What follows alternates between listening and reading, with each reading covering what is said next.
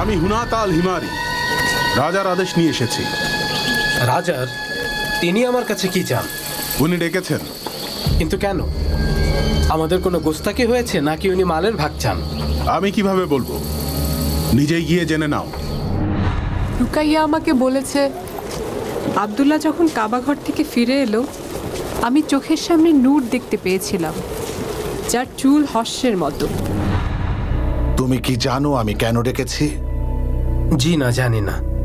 তোমাদের একজন লোক আমার গির্জাকে অসম্মান করেছে, যা আমি কোনোভাবেই বরদাস্ত করব না। ওকে আমার চাই। তোমরা হলে কি এটা মেনে নিতে? রাজা বললেন, সর্বশেষ কে আসবেন? সাতিহ বললেন, একজন মহান নবী, যিনি হবেন সকল নবীর শ্রেষ্ঠ। রাজা বললেন, কোন গোত্র থেকে আসবেন তিনি?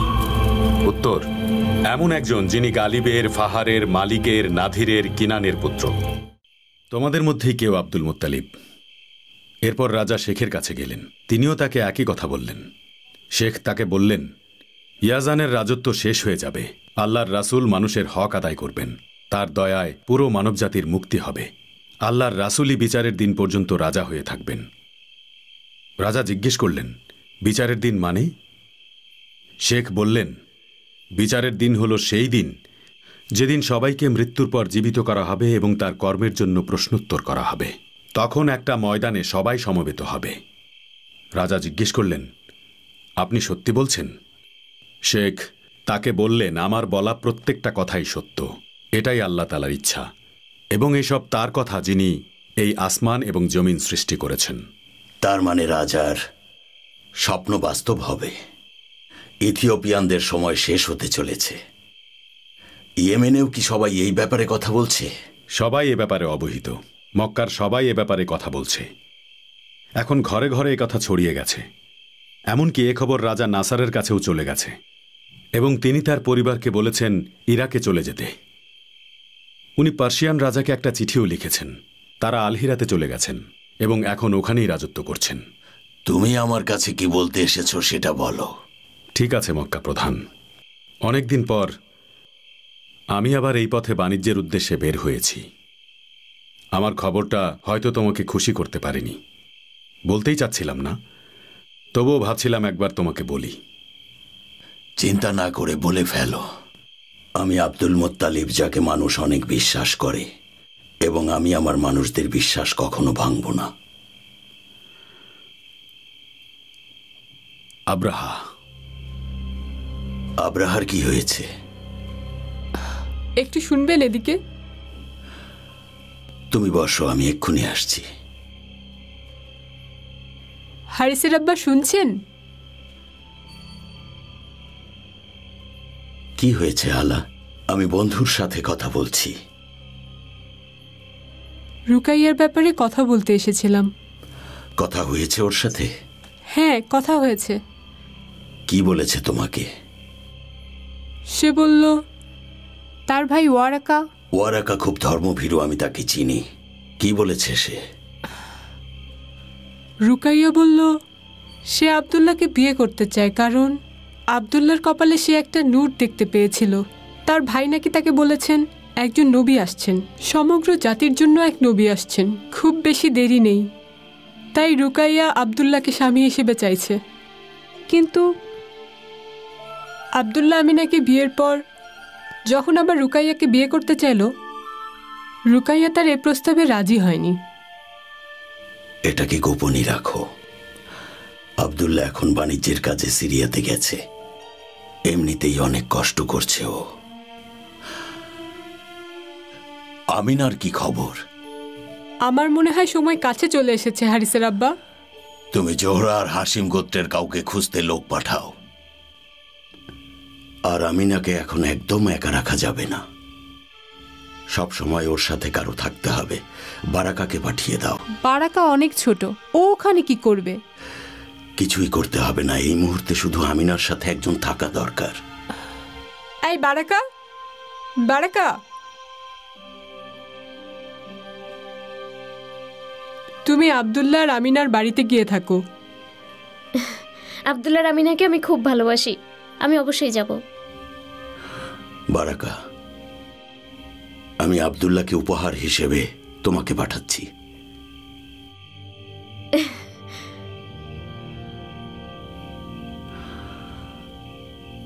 আমি মেহমানের কাছে যাচ্ছি।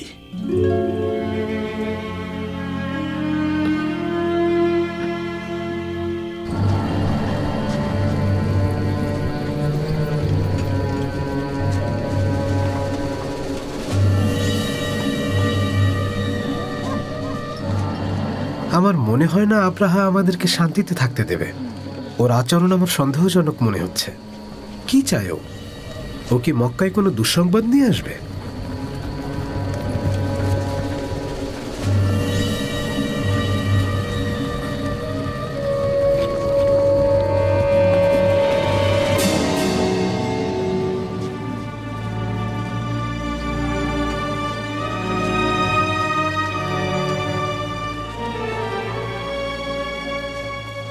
বন্ধু আব্দুল মোত্তালিব, আমি তোমাকে ভয় দেখাতে চাইনি, কিন্তু আমি তোমাকে এবং এখানকার মানুষকে নিয়ে ভাবি।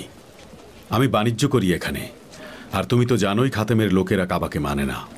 খুলে বলো বন্ধু, আমি জানি তুমি কিছু বলতে চাইছো।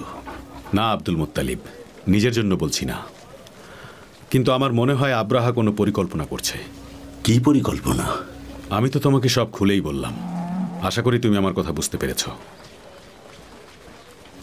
আমাদের সাথে কি শত্রুতা? আব্দুল মোত্তালিব, সে সানাতে একটা বিশাল গির্জা বানিয়েছে এবং সে চাইছে সব মানুষ, বিশেষ করে আরবীয়রা, তীর্থের জন্য সেখানে যাক, যাতে করে ওই সানা আরবের কেন্দ্রবিন্দু হোক। আর তুমি তো জানো যে এটা করে তার কি লাভ হবে। কিন্তু আরবের মানুষেরা যদি সানাতে তীর্থের জন্য যায়, তাহলে আমরা কি তাদেরকে জোর করে থামাতে পারবো? এটা একান্তই তাদের সিদ্ধান্ত। আমি কি করব? আমি নিজেকে প্রশ্ন করেছি কেন সেটা করেছে। কেন?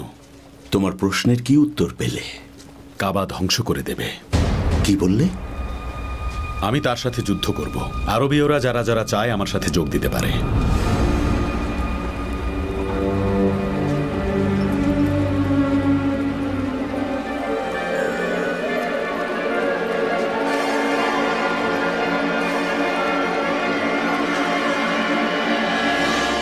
যুদ্ধের জন্য সৈন্যদের প্রস্তুত করো।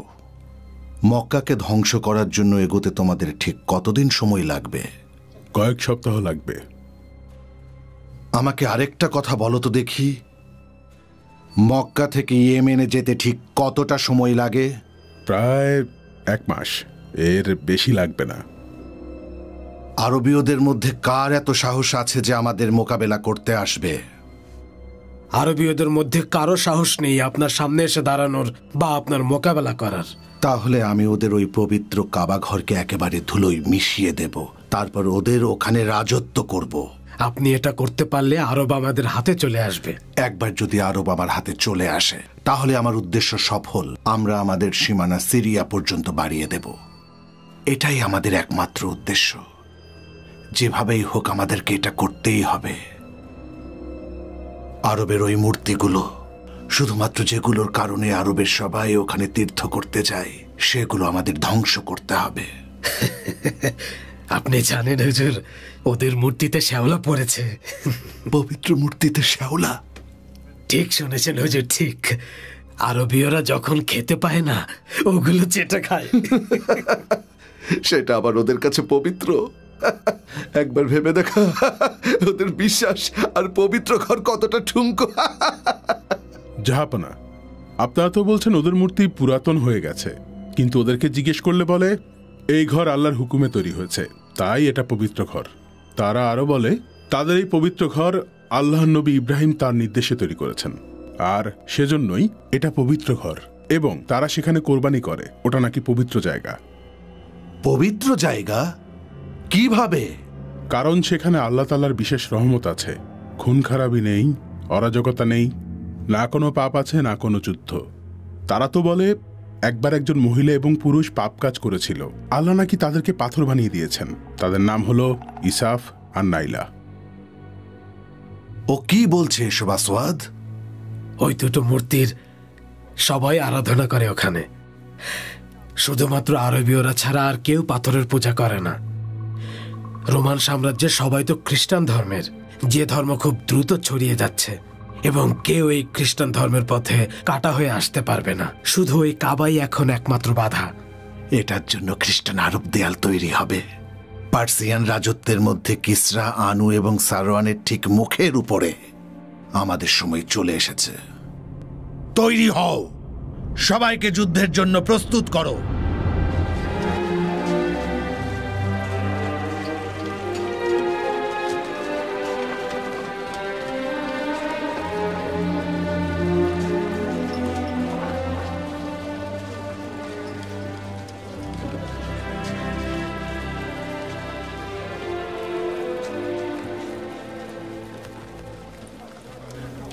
হালা, হারিসের আব্বা, কি হয়েছে? মন খারাপ নাকি তোমার?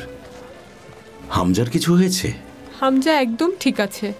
ওকে এখন থুয়াইবার কাছে রেখে এসেছি। আমার সেটার জন্য মন খারাপ না। তাহলে কি হয়েছে হালা? আমিনা, আমিনার কি হয়েছে? ওর সাথে দেখা করতে গিয়ে দেখি খুব কান্নাকাটি করছিল। জিজ্ঞেস করায় বলল আব্দুল্লাহর কথা খুব মনে পড়ছে। আমি দেখা করে আসবো ওর সাথে।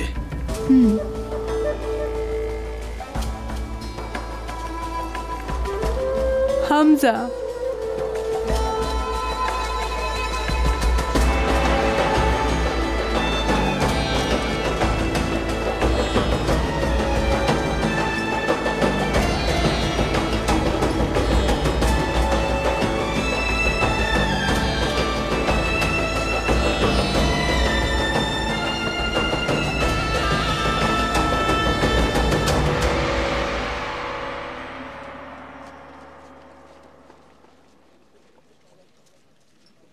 ও চলে এসেছেন আপনি? আমার প্রিয় পুত্র তালিব, তুমি কি আব্দুল্লাহর বাড়িতে আমিনাকে দেখতে গিয়েছিলে? হ্যাঁ, আমিনার সাথে কথা বলে এসেছি। ওর কি কিছু লাগবে? না, আমার চাচা আব্দুল মুত্তালিব বারাকাকে ওখানে পাঠিয়েছেন। বারাকা? ও তো অনেক ছোট, ওখানে গিয়ে কি করবে?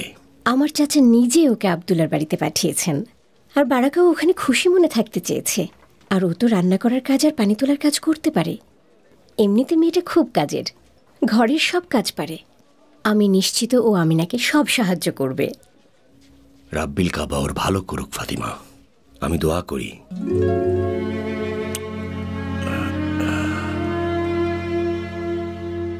আমি তোমার সাথে একমত না ইবনে জাদান, তবুও বলো তুমি কি বলতে চাও। শোনো আবু তালিব, শোনো কুরাইশের লোকেরা, এই যে পবিত্র ঘর, যেহেতু আমরা এতদিন ধরে পবিত্র ঘরকে রক্ষা করে আসছি, তাই সামনেও রক্ষা করার দায়িত্ব আমাদের। আমাদের নিজেদেরকে নিয়ে ভাবতে হবে, আমাদের আত্মীয় স্বজনের কথা ভাবতে হবে। কারো যদি কোনো সাহায্যের দরকার হয় আমাদেরকে সাহায্য করতে হবে। যদি আমাকে জিজ্ঞেস করো, কেউ চুরি করলে হাত কেটে নেওয়া উচিত এবং আরব থেকে কিনানা পর্যন্ত সব ধরনের হারাম কাজ বন্ধ করে দিতে হবে। এবং আমি এটাও চাই না নারীরা বেপরদা হয়ে ঘুরে বেড়াক। বলুন আব্দুল মুত্তালিব। হে মক্কা প্রধান, এজন্যই তো আপনাকে সবাই এত পছন্দ করে। আমি হাশেমের পুত্র আব্দুল মুত্তালিব বলছি। কুরাইশ বংশের কোনো কন্যা সন্তানকে আর জীবিত অবস্থায় কখনো মাটি চাপা দেয়া যাবে না। আল্লাহ বলেছেন, পুত্র সন্তানের চেয়ে কন্যা সন্তানদেরকে আমাদের বেশি ভালোবাসতে হবে। পুত্র অপেক্ষা কন্যা আমাদের কাছে বেশি ভালোবাসার। আর কোনো কন্যা সন্তানকে জীবিত কবর দেয়া হবে না। কন্যারা বড় হয়ে আমাদের ঘর সংসার সামলান, তারা সন্তান প্রসব করেন, ঘরবাড়ি সামলান, আহার তৈরি করেন। কিভাবে তাদের জীবিত পুঁতে ফেলবে? আর যখন যখন তোমরা বৃদ্ধ হয়ে যাবে, তখন একমাত্র কন্যা ছাড়া তোমাদের আর কেউ দেখবে না।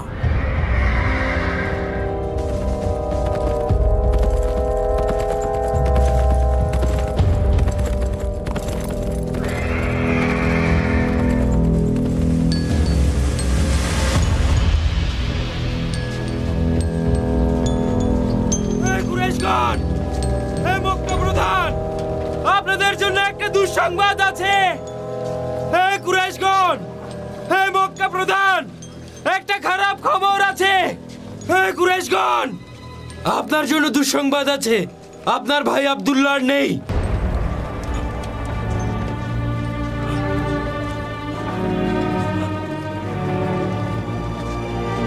আব্দুল্লাহ,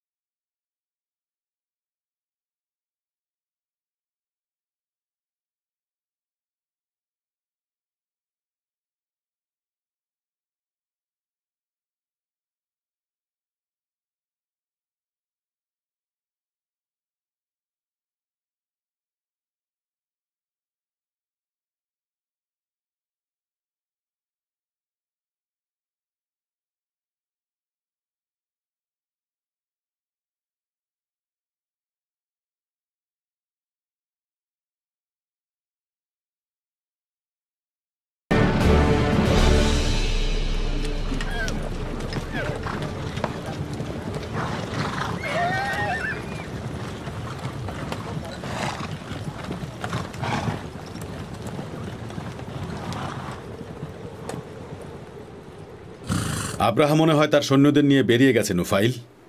আমারও তাই মনে হয়। অনেক বড় সৈন্যবহর নিয়ে আসছে সে মক্কার দিকে এগোচ্ছে পবিত্র ঘরকে ধ্বংস করে দিতে। আরবদের কোনো মান সম্মানই থাকবে না যদি তারা আব্রাহাকে আর তার সৈন্যদেরকে এখানে ঢুকতে দেয়। তার একটা সৈন্য যেন এখান থেকে জীবিত ফিরে যেতে না পারে সেই ব্যবস্থাই করতে হবে। খাতামরা কি করবে? খাতামরা তার উপর হামলা করব।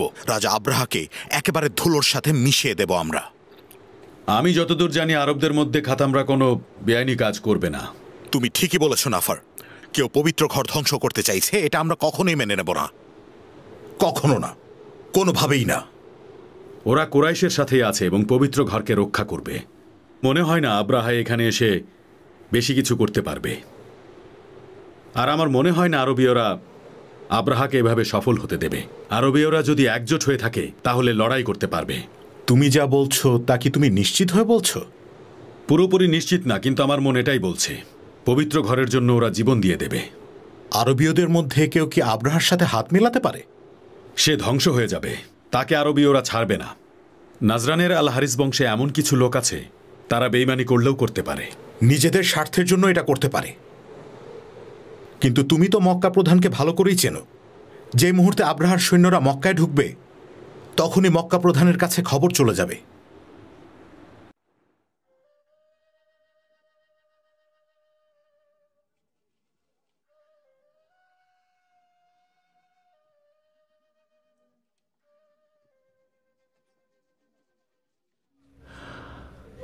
এভাবে আমাদের ছেড়ে গেলে আব্দুল্লাহ, আমার মন মানতে চাইছে না।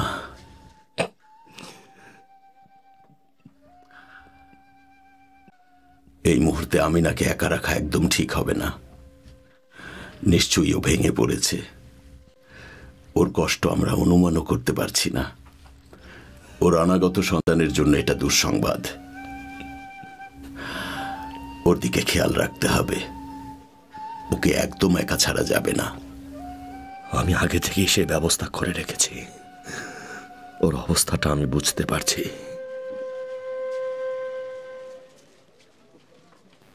লাকাসালাম মক্কা প্রধান। লাকাসালাম। এসো বসো আসাদ, বসো। আমি এখানে বসতে আসিনি আব্দুল মুত্তালিব।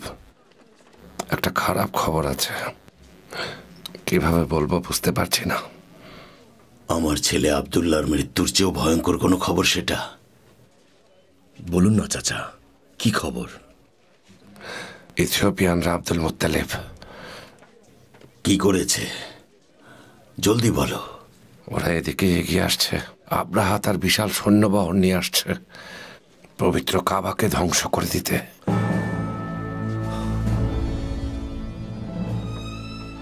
হিমিয়ার থেকে একটা খবর এসেছে। নাফার বলছি, মক্কা প্রধান হাসিম পুত্রকে। আব্রাহা তার সৈন্যবহর নিয়ে খুব দ্রুত মক্কার দিকে এগিয়ে যাচ্ছে। সাথে হস্তি বাহিনী আছে, আর পবিত্র কাবাকে তারা চিরদিনের মতো ধ্বংস করে দিতে চায়।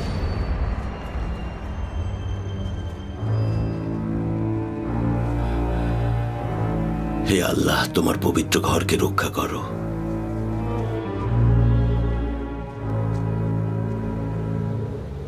সবাই শুনুন আমার কথা। আব্রাহা আর তার সৈন্যবহর মক্কা ধ্বংস করতে এগিয়ে চলেছে। বিশাল সৈন্যবহর তার। আমরা হয়তো সবাইকে মারতে পারবো না, কিন্তু কেউ যেন বলতে না পারে যে আব্রাহা আর তার সৈন্য ইয়েমেনের উপর দিয়ে মক্কায় পবিত্র ঘর ধ্বংস করতে গেছে। কিন্তু ইয়েমেন থেকে কেউ কোনো রকম বাধা দেয়নি। এখন কি করতে হবে সেটা বলো। আমরা আমাদের তীর ধনুক দিয়েই তাদের উপর হামলা করব। তারপর মরুভূমির দিকে যাব। প্রথম আক্রমণের পর আমরা দ্বিতীয় আক্রমণের জন্য তৈরি হব। যখন সে খাতামের ভূমিতে আসবে আর সেদিক দিয়ে আব্দুল মুতানে আসবে, সেখানেও আমরা একইভাবে আক্রমণ করব। তবুও যদি সে মক্কা পর্যন্ত পৌঁছে যায়, তাহলে অবশ্যই মক্কার লোকেরা সেখানে তাকে প্রতিরোধ করবে। আমরাও করব। আর আমরা যদি আব্রাহাকে মারতে পারি, তার সৈন্যবহর দুর্বল হয়ে যাবে আর তারা অবশ্যই পালাবে।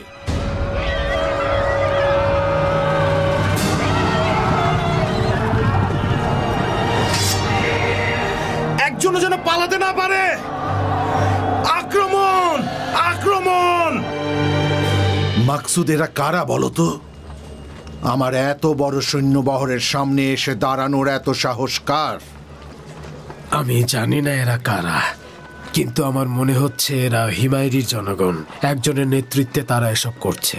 তারা আক্রমণ করছে কারণ ভেবেছে আমরা ভয় পেয়ে এখান থেকে ফিরে যাব। ওরা স্বপ্ন দেখছে।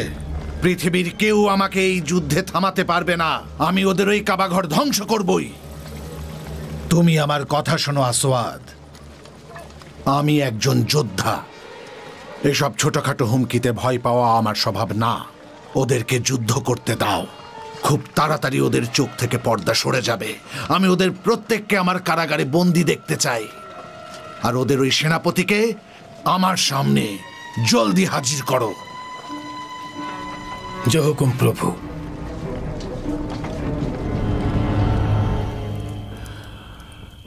আসুন কুরাইশের গণ্যমান্য ব্যক্তিরা, আমি আজ আপনাদের এখানে ডেকেছি কারণ নিশ্চয়ই আপনারা খবরটা পেয়েছেন।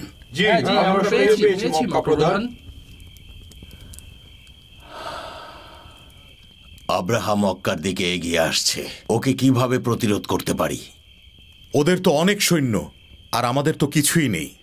আমরা কি তাদের মক্কায় ঢুকতে দেব নাকি? ওরা আমাদের ঘর বাড়ি ধ্বংস করবে, স্ত্রী সন্তানদের নিয়ে যাবে, মেয়েদের উপর অত্যাচার করবে, আমাদের পুরুষদের খুন করবে। আমরা কি সেটা হতে দেব? আর আমাদের পবিত্র কাবা, জীবন দিয়ে হলেও পবিত্র কাবাকে রক্ষা করব। আমি ওনার সাথে পুরোপুরি একমত। কাবার জন্য আমরা জীবন দিতেও প্রস্তুত।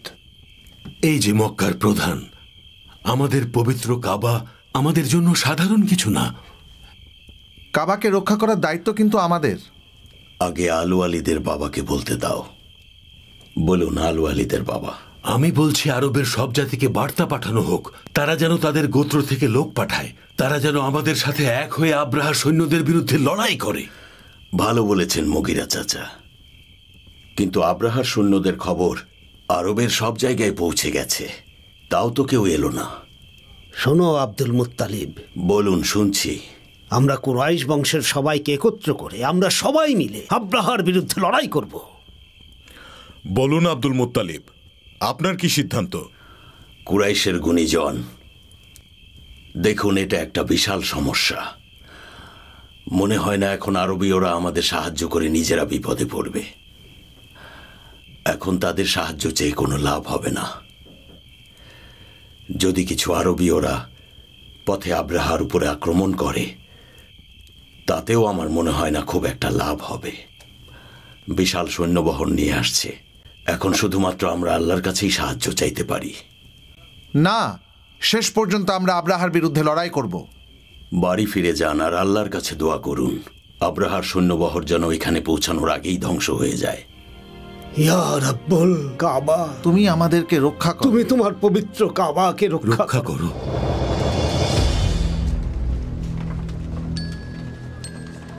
নাফারের লোক আল হিমায়রি, যারা আব্রাহার বিরুদ্ধে যুদ্ধ করার সাহস পেয়েছে। কোন সাহসে তোমরা এটা করলে? আপনি নিজেও ভাবতে পারছেন না আপনি কত ভয়ঙ্কর কাজ করতে চলেছেন। ওই পবিত্র ঘর আরবীয়দের গর্ব। ওই কাবা ঘর আল্লাহ তাআলার নির্দেশে নির্মিত হয়েছে। তুমি কি বুঝতে পারছো আমি তোমার সাথে কি করতে পারি নাফারি?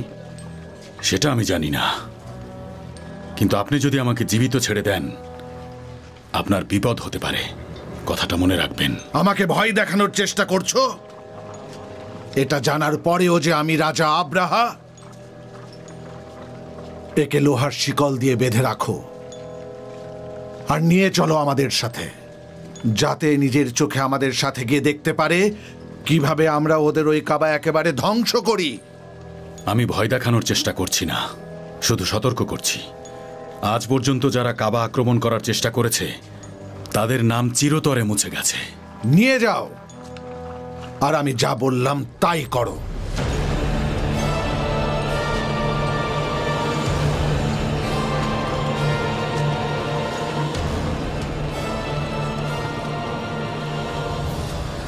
কোথায় যাচ্ছ? কি হয়েছে তাড়াতাড়ি বলুন। বলো কোথায় যাচ্ছ? কোথায় যাচ্ছেন আপনারা? আপনারা আসার আগে আমরা এখান থেকে পালিয়ে যাচ্ছি। কি হয়েছে? কোথায় পালাচ্ছ? হে কাবার রব, আমাদের এখন কি করা উচিত? কোথায় মক্কার প্রধান? মক্কার প্রধান কোথায় আপনি?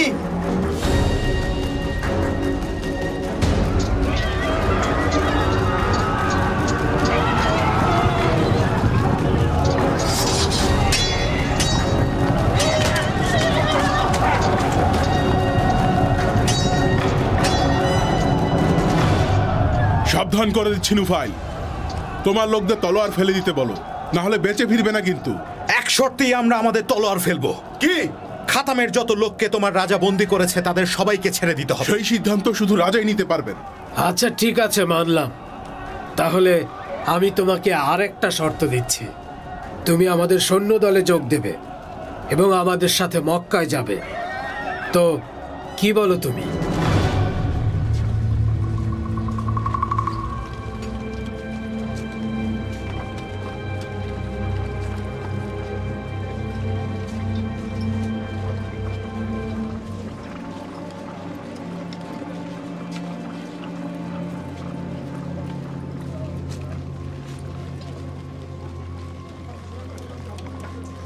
কুরাইশের জ্ঞানী গুণীজন, এ কেমন সংকট এসে পড়ল আমাদের উপর। আব্রাহার সৈন্যবহর তো একেবারে কাছে চলে এসেছে, কিন্তু তাদের মক্কায় আসার পথে আমাদের বন্ধু নাফার আক্রমণ করেছে। নোফাইল ইবনে হাবিব ও খাতাম গোত্রকে সাথে নিয়ে আক্রমণ করেছে, আর অন্যদিকে আব্দুল মোদানের লোকেরাও প্রতিরোধ করে তুলেছে। এখন যদি আমরা শুধুমাত্র কুজ্জাহ, কিনানা, আলা হাবিস থেকে লোকজনকে একত্র করতে পারি, বিশেষ করে যারা তলোয়ার চালাতে পারে, তাহলে ভালো হতো। আরবের বাকি গোত্রদের ক্ষেত্রে আপনার কি বলার আছে মক্কা প্রধান? আব্রাহার সৈন্যদের সামনে লড়াই করার মতো অবস্থা আরবের অন্য গোত্রদের নেই। তার মানে আমাদেরকেই আব্রাহার বিশাল সৈন্যবাহিনীর সাথে লড়তে হবে? ঠিক বলেছেন আপনি। কি ভাবছো আব্দুল মুত্তালিব? বলো, মক্কার মানুষ তোমার বিরুদ্ধে যাবে না। ওয়ারাকা, তুমি তো অনেক বিষয় জানো, তুমি কিছু বলো আমাদের। জি মক্কা প্রধান, কুরাইশ গোত্র যদি প্রস্তুত থাকে আব্রাহার বিরুদ্ধে লড়তে দিন। আমার মনে হয় না আব্রাহা আপনাকে কিছু করবে। তার একটাই মাত্র উদ্দেশ্য, তা হলো পবিত্র কাবা ঘরকে ধ্বংস করা। সে ভাবছে যদি কোনোভাবে কাবা ঘরকে ধ্বংস করে ফেলা যায়, তাহলে সব তীর্থযাত্রীরা গিয়ে তার গির্জায় তীর্থ করতে শুরু করবে। কেন সে পবিত্র কাবাকে ধ্বংস করতে চাইছে? ইয়েমেনের মানুষ নিশ্চয়ই তাকে সতর্ক করেছে, নিশ্চয়ই তাকে বলেছে কাবা আমাদের কাছে কতটা পবিত্র, এখানে কেউ কখনো আক্রমণ করতে পারে না, কেউ যদি সাহসও করে আল্লাহ তাকে ধ্বংস করে দেবে। আমার মনে হয় খবর তার কান পর্যন্ত পৌঁছে গেছে, কিন্তু তাকে আরেকজন বুদ্ধি দিচ্ছে। মাকসুদের পুত্র আল আসওয়াদ, সেও নাজরান গোত্রের লোক, আর রোম এই মুহূর্তে তাদের পাশে গিয়ে দাঁড়িয়েছে, কারণ তারা হিজাজ দখল করতে চায়। হিজাজ রোমের সীমানার একদম কাছে। তারা তাদের সীমানা বাড়াতে চাইছে, আদান এবং আভিয়ান থেকে তিহামা, হিজাজ এবং সিরিয়া পর্যন্ত। তাদের সামনে শুধুমাত্র একটাই বাধা, সেটা হলো আমাদের পবিত্র কাবাঘর। তুমি এত কিছু কিভাবে জানলে? কুরাইশের জ্ঞানী গুণীজন। আপনারা জানেন আমি একজন বণিক, বিভিন্ন জায়গায় আমাকে বাণিজ্য করতে যেতে হয়, নানান দেশের মানুষের সাথে আমার কথা হয়। আব্রাহা হিজাজের লোকদের উপর জোর খাটাচ্ছে, তাদেরকে খ্রিস্টান বানাতে চাইছে, তার মানে কাবাঘর তো ধ্বংস করবেই। ঠিক বলেছ ওয়ারাকা, আব্রাহা বিশাল বড় পরিকল্পনা নিয়ে এসেছে। পার্সিয়ানদের মুখোমুখি হয়ে তার সাম্রাজ্য আদান সমুদ্র থেকে সিরিয়া পর্যন্ত বিস্তার করতে চায়। এর ফলে রোমানরা ভারত মহাসাগরে পৌঁছে আরবদের সাথে মৈত্রী চুক্তি করবে। এই কারণে সেই ভূমিতে একটা নিরাপদ বাণিজ্যের জন্য যোগাযোগ ব্যবস্থা গড়ে তুলতে পারবে। এই পরিকল্পনা সফল হবে না যদি আরবদের জোর করে খ্রিস্টান না বানানো যায়, আর আমাদের পবিত্র কাবা ধ্বংস না করা হয়। কাবা ঘর কি? কাবাকে কিভাবে ধ্বংস হতে দেব? যেভাবেই হোক আমাদের পবিত্র ঘরকে বাঁচাতেই হবে। আমাদের সবাইকে যে কোনো কিছুর জন্য প্রস্তুত থাকতে হবে। আশা করছি রাব্বুল আলামিন আমাদেরকে অবশ্যই একটা পথ দেখাবেন। আমি বলছি এই সিদ্ধান্ত আমরা তোমার উপরেই ছাড়ি। তুমিই মক্কার প্রধান, তুমিই তো আমাদের নেতা। আরবের সবাই তোমাকে সম্মান করে এবং আমার বিশ্বাস আব্রাহাও এই কথা জানে। আমার মনে হয় আব্রাহার সৈন্যবহর এই মক্কায় পৌঁছে যাবার আগেই তুমি নিশ্চয়ই একটা পথ খুঁজে পাবে। কুরাইশের জ্ঞানী গুণীজন, আমার মনে হয় রাব্বুল আলামিন কিছুতেই আব্রাহাকে এই কাবাঘর ধ্বংস করতে দেবেন না। সবাই যান, আপনারা সবাই পবিত্র কাবাঘরে যান আর আল্লাহর কাছে দোয়া করুন, তিনিই সাহায্য করবেন। আমি দেখছি আব্রাহার সাথে যোগাযোগ করার কোনো ব্যবস্থা করা যায় কিনা। ইয়া রাব্বুল কাবাকে তুমি রক্ষা করো, ইয়া রাব্বুল কাবাকে মক্কাকে রক্ষা করো। হে প্রভু হুবাল, সাহায্য করো প্রভু হুবাল। একমাত্র আল্লাহ সাহায্য করতে পারে।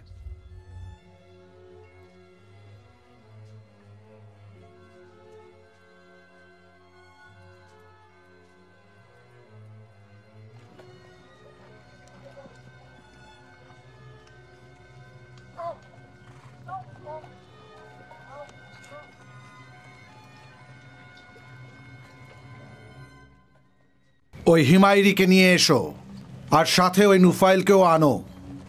শোনো হুনাতা। বলুন মালিক। মক্কাতে পৌঁছতে আমাদের আর কতদিন সময় লাগবে? কয়েকদিনের মধ্যে উকাজে পৌঁছে যাব, তারপরেই আমরা নাখলায় পৌঁছে যাব। নাখলার পাশেই মক্কা। খুলে দাও এদেরকে।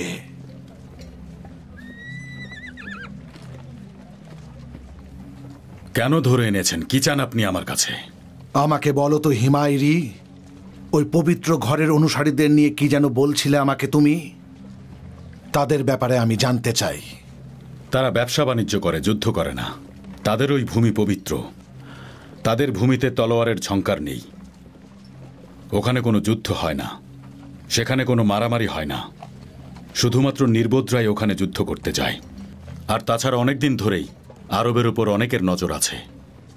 আর সমগ্র আরবের মধ্যে ওই জায়গাটি একটি বিশেষ জায়গা। ওখানে সবাই হজ করতে যায়। ওখানকার পুরুষেরা এবং নারীরা পাপ মুক্ত। কুরাইশ বংশের নারীকে কেউ কখনো বন্দি করতে পারে না। এক কথায় বললে পুরো আরবের মধ্যে ওরা সম্মানিত, কারণ পবিত্র কাবার দায়িত্ব ওদের। এটা কি সত্য নাকি হিমায়রি? আরবীয়রা ভাবে পৃথিবীর কোনো রাজাই কাবাকে আক্রমণ করে কখনো ধ্বংস করতে পারবে না, এমনকি আমিও না। আপনি ঠিকই শুনেছেন, এবং এর প্রমাণও আছে। লোহাই পুত্র আম্র, সে সিরিয়া থেকে মূর্তি এনে কাবার ভেতরে রেখেছিল। তার মধ্যে হুবাল নামে একটি মূর্তিও ছিল। সে কাবার ভেতর মূর্তিটা রাখল এবং ধ্যান করতে শুরু করল। অনেকে বলে ইব্রাহিমের ধর্মের সাথে এর কোনো সম্পর্ক নেই। এই কথা সবাই জানার পর জুরহুম নামে তার পুরো গোত্রকে মক্কা থেকে বের করে দেয়া হয়। আরবীয়দের আরেকটা কাহিনী আছে। আসাদ আবু কারিব নামে এক রাজা, যে কাবাকে ধ্বংস করতে চেয়েছিল, আল্লাহ নিজে তাকে থামিয়েছেন। আর তার সাথে খুব অদ্ভুত ঘটনা ঘটে।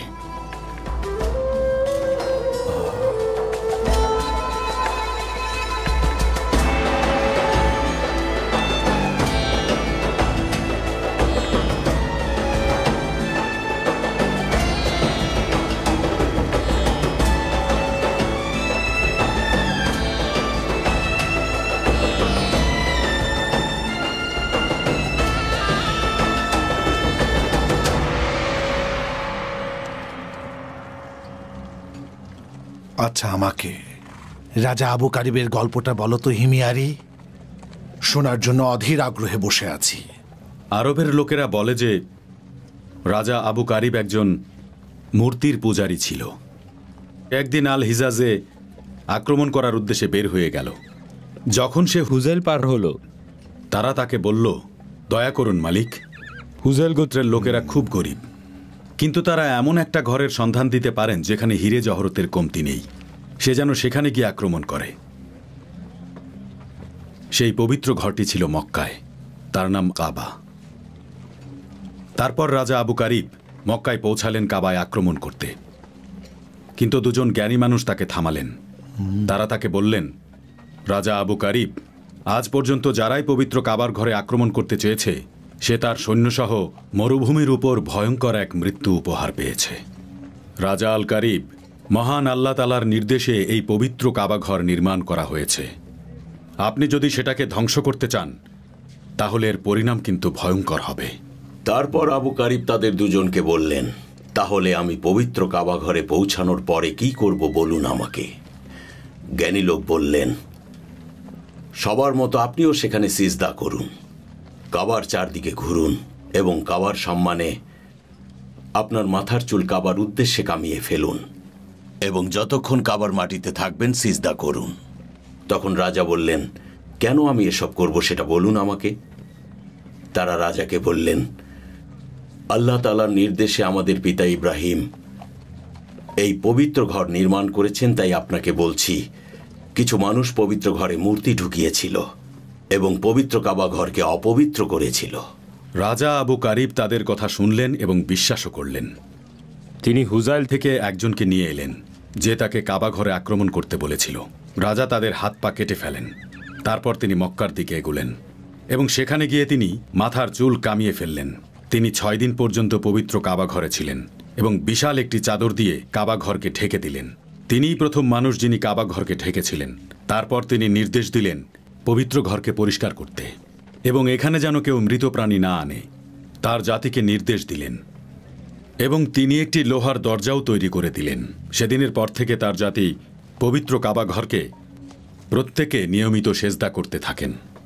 তিনি তার গোত্রকে আরও বললেন যে এই কাবার মাটি পবিত্র, সেখানে যেন কখনো কোনো নারীর প্রতি অত্যাচার করা না হয়, নাবালক শিশুকে অত্যাচার করা না হয়। কাবায় কেউ আক্রমণ করতে এলে যেন সবাই রক্ষা করে। যদি কেউ কাবাকে আক্রমণ করতে চায় তাহলে তার ধ্বংস খুব নিকটে। হ্যাঁ, আমি ধ্বংস করব ওই কাবাকে।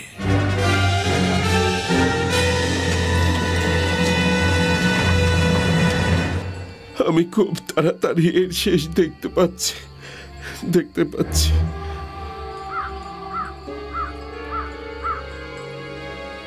আপনি কি চান বলুন আমাদেরকে ইবনে হাইবান। উনি সিরিয়া থেকে এসেছেন। উনি একজন বিশিষ্ট ব্যক্তি। উনি যদি পানি চেয়ে হাত তোলেন, অঝরে বৃষ্টি হয়।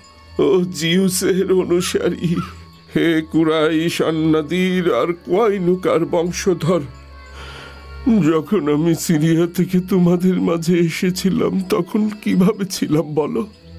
আপনি সবসময় সৎ ছিলেন। আপনার প্রার্থনাতেই এই শুকনো মরুভূমিতে বৃষ্টি হতো। আমার কাছে বোকা সেজো না। আমি তোমাদের সামনে এই জন্যই এখন কথা বলছি, কারণ আমি জানি খুব শীঘ্রই আমার মৃত্যু হতে চলেছে। কি মনে হয় তোমাদের, কেন আমি সিরিয়া ছেড়ে তোমাদের মাঝে এসেছি, যেখানে সারাবার খাবারের লহর বইত? সে আরামের জায়গা ছেড়ে আমি ইয়াত্রিবের এই শুকনো মরুভূমিতে কেন পড়ে আছি? সেটা আপনিই ভালো জানবেন ইবনে হাইবান। ঠিক আছে, মন দিয়ে শোনো। আমি এখানে এসেছিলাম এক নবীর আগমনের কথা শুনে। তার আগমনের সময় সন্নিকটে তিনি ইয়াত্রিবে এসে থাকবেন। আমি জানি তিনি সৃষ্টিকর্তার নির্দেশিত পথ আমাকে দেখাতে পারেন, যে পথ আমি এতদিন ধরে সন্ধান করে এসেছি। তার আগমনের সময় কাছাকাছি, আর সর্বপ্রথম ইহুদিরাই তার খোঁজ পাবে। আমি তোমাদের সতর্ক করছি। জি, আমরা অপেক্ষায় থাকব। সৃষ্টিকর্তা সাক্ষী, তোমাদের কাছে বার্তা পৌঁছে দিলাম।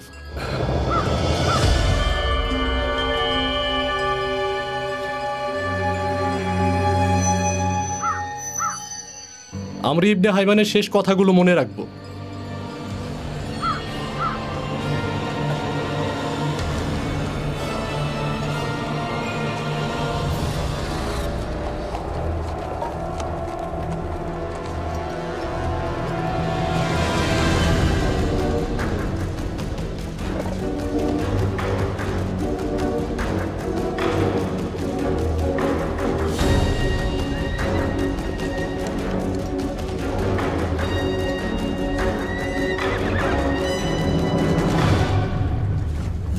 প্রভু, একটা কথা বলো আসওয়াদ। কাবার এই ঘটনাগুলো হয়তো আপনার মনে বসে গেছে, সেজন্য আপনি একটু ভয় পাচ্ছেন। এগুলো শুধু বানানো ঘটনা। মক্কার মানুষ এসব বানিয়েছে যাতে কেউ কাবায় আক্রমণ না করে। এটা একটা সাধারণ ঘর, আর কিছুই না। তুমি একটা আহাম্মক, বুঝেছ আসওয়াদ? জি প্রভু। তুমি কি জানো না আসওয়াদ, একজন রাজা সৈন্য সহ ইয়েমেন পর্যন্ত এসে, বিশেষ করে সেই রাজা যদি আব্রাহা হয়, এসব কান কথা আর বানানো গল্পে কখনো ভয় পাবে না। আমি এখানে এসেছি কাবাকে ধ্বংস করতে, এবং আরবীয়দের আমি জোর করব আমাদের গির্জায় যেতে, যাতে আমার ভূমি আরবের সবচেয়ে জাঁকজমক জায়গা হয়। একবার এই আরবীয়দের এই পবিত্র জায়গা আমি ধ্বংস করে দেই, তারপর এদেরকে বাধ্য করব যাতে এরা সবাই খ্রিস্টান ধর্ম গ্রহণ করে। তারপর পার্সিয়ানদের পরাজিত করার জন্য একটি শক্তিশালী বাহিনী তৈরি করব। আমি আপনার কথা মন দিয়ে শুনছি প্রভু। আমার সৈন্যদের প্রস্তুত করেছি শুধু সেই দিনের অপেক্ষায় মক্কায় গিয়ে ওই কাবা ঘরকে আক্রমণ করব বলে। ওদেরকে পরাজিত করব, ওদের যত সম্পদ আছে সব নিয়ে নেব। আপনার হুকুমের অপেক্ষায় আছে, আমাকে কেউ থামাতে পারবে না। আরবীয়দের খ্রিস্টান ধর্মে আনতে পারলে আমার চেয়ে বেশি খুশি আর গর্বিত মনে হয় আর কেউ হবে না। যখন আমরা ওই কাবা ঘরকে ধ্বংস করব, এক সময় মানুষ কাবাকে ভুলে যাবে, কেউ আর কাবার কথা বলবে না। তখন খ্রিস্টান ধর্ম গ্রহণ করা ছাড়া তাদের কোনো উপায় থাকবে না। তারা বাধ্য হবে আমার ওই গির্জায় যেতে। তোমাকে একটা কথা বলি আসওয়াদ, শুধুমাত্র ধর্মই পারে একজন রাজা আর তার প্রজাকে এক সুতোয় বেঁধে রাখতে। তাই তারা খ্রিস্টান ধর্ম গ্রহণ করলে এমনিতেই আমার অধীনে চলে আসবে। আর একটা কথা বলি আসওয়াদ, যখন আমরা ইহুদিদের ইয়েমেন থেকে বের করে দিতে পারবো আর নাওয়াজের ইহুদিদের মেরে ফেলবো, তখন আমরা ইয়েমেনদের প্রতিরোধ দুর্গ ধ্বংস করে দিতে পারবো। আর একবার আমরা যদি ওই কাবা ঘর ধ্বংস করতে পারি, একবার শুধু ওই মক্কার মানুষদের হাতে নিতে পারি, তাহলে এই পুরো আরব আমাদের হাতের মুঠোয় চলে আসবে। তুমি নিশ্চিন্ত থাকো। আমি এত বড় সৈন্যবহর নিয়ে এসেছি ভয় পেয়ে ফিরে যাওয়ার জন্য নয়। আমি জিতবই আসওয়াদ, এটাই আমার সিদ্ধান্ত। পৃথিবীর কেউ আমাকে আমার উদ্দেশ্য থেকে সরাতে পারবে না। অনেক বড় পরিকল্পনা করে এসেছি আমি খ্রিস্টান ধর্মের জন্য, আমার জাতি আর গোত্রের জন্য। আমি খ্রিস্টান ধর্মের জন্যই এত কিছু করেছি। আমার কাছে কাবার ধ্বংস থেকে অন্য আর কিছুই আনন্দের নয়, এবং আমি আব্রাহাকে পথ দেখিয়ে দিব যেন তিনি মক্কার উঁচু উঁচু পাহাড়ের ভিড়ে হারিয়ে না যান। যদি আপনারা তার সাথে যুদ্ধ করতে চান, তাহলে আমাদের শেষ অবধি একসাথে চেষ্টা করে যেতে হবে। কাবা রক্ষার্থে আমাদের শেষ নিঃশ্বাস অবধি লড়াই করে যেতে হবে। আমাদের ঈশ্বর তো ভিন্ন, আর তার ঘর আলাদা। কুরাইশদের রয়েছে কাবা ঘর, আর আপনি কাবা ধ্বংস করতে এসেছেন। সেই কাবা ঘর এখানে নয়, কুরাইশদের সেই কাবা ঘর রয়েছে মক্কায়। তুমি এভাবে কাজ করলে পুরস্কৃত হবে। মহামান্য বাদশাহ, আমি আপনাকে বলবো দ্রুত করতে। সূর্য শক্তিশালী হয়ে যাবার পূর্বেই যা করার করতে হবে। যদি মক্কা সুরক্ষিত থাকে তাহলে তারাও সুরক্ষিত থাকবে।